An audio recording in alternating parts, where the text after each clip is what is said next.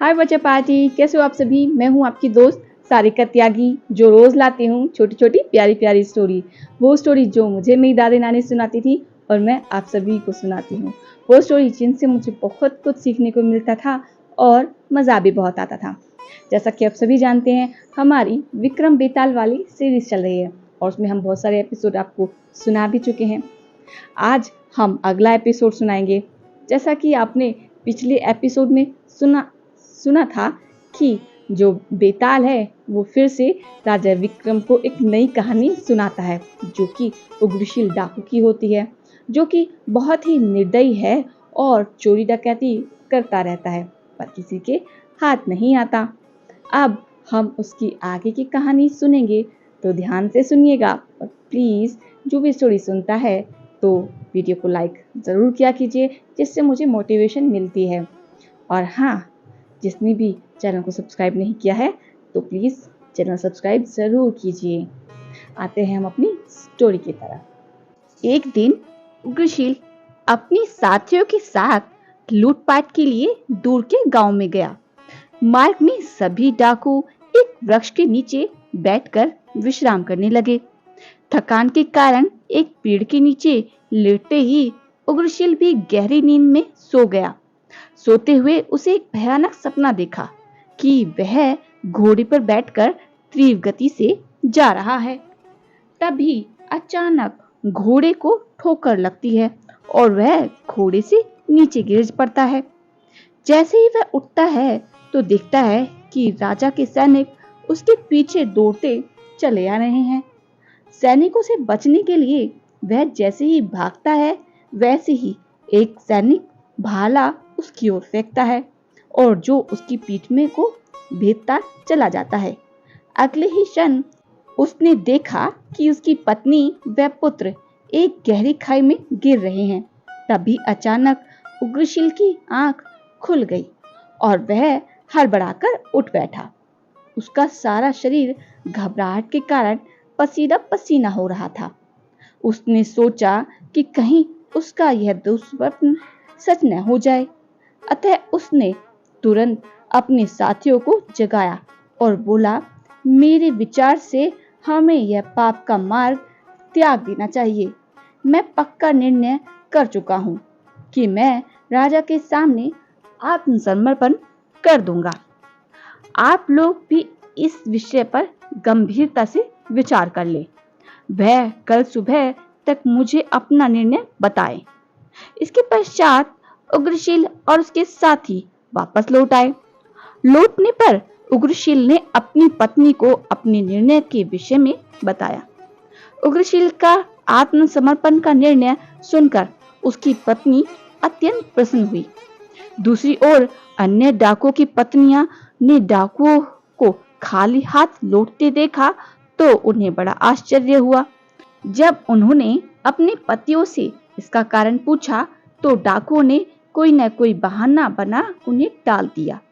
अगले दिन उग्रशील ने सभी डाकुओं को बुलाकर कहा, साथियों, मुझे पूरा विश्वास है कि हमारे आत्मसमर्पण करने पर महाराज हमें क्षमा कर देंगे। अब हमें केवल अपने विषय में ही नहीं अपितु अपने परिवार के विषय में भी सोचना चाहिए। अगर हम डाकू का जीवन व्यतीत करते रहेंगे तो हमारे बच्चों के भविष्य का क्या होगा। हम कभी भी अपने बच्चों को एक सुंदर व उज्जवल भविष्य नहीं दे सकेंगे। यह कहकर उग्रशील चुप हो गया, परंतु उसकी बात सुनकर अन्य डाकू आत्मसमर्पण के लिए तैयार नहीं हुए। उस रात उग्रशील सो न सका। उसका हृदय बहुत व्याकुल था। अतः वह गुफा के बाहर आकर टहलने लगा। तभी उसे किसी की फुसफुसाहट सुनाई दी। उसने देखा कि उसके दो साथी आपस में बात कर रहे थे। वह छिपकर उनकी बातें सुनने लगा। एक डाकू दूसरे से बात कर रहा था, जब से हमारे सरदार के यहाँ पुत्र पैदा हुआ है तब से उसका हृदय परिवर्तन हो गया है और वह मूर्खतापूर्ण हरकतें करने लगा है। हम आत्मसमर्पण नहीं करेंगे, बल्कि सरदार को सबक सिखाने के लिए हमें उसकी पत्नी व पुत्र की हत्या कर देनी चाहिए। यह सुनकर उग्रशील अपनी पत्नी व पुत्र की सुरक्षा के विषय में चिंतित हो उठा। वह तत्काल अपनी गुफा में लौटा, अपनी पत्नी व पुत्र को उठाकर रातों रात जंगल से भागने लगा। अपनी पत्नी व पुत्र को उठाकर रातों रात जंगल से भागने का निर्णय कर वह घोड़े पर सवार होकर चल पड़ा। आधी रात बीतने पर वह अपने परिवार के साथ राजधानी पहुंचा। उसने सोचा कि जो कुछ भी थोड़ा बहुत धन उसके पास है उससे वह कोई न कोई छोटा मोटा व्यापार शुरू कर लेगा। परंतु अगले ही क्षण उसके दिमाग में विचार कौंधा कि जब उसकी असलियत लोगों के सामने आएगी तब क्या होगा। वह विचार आते ही उग्रशील आधी रात को राजमहल पहुंच गया। किसी तरह पहरेदारों से बचता हुआ वह खिड़की के रास्ते राजा के शयन कक्ष में घुस गया। अंधेरा होने के कारण उसका हाथ खिड़की के निकट रखे फूलदान से टकरा गया। फूलदान के गिरते ही राजा की नींद खुल गई और वह पहरेदारों को बुलाने के लिए जोर जोर से चिल्लाने लगा। राजा की आवाज सुनते ही सैनिक दौड़ पड़े।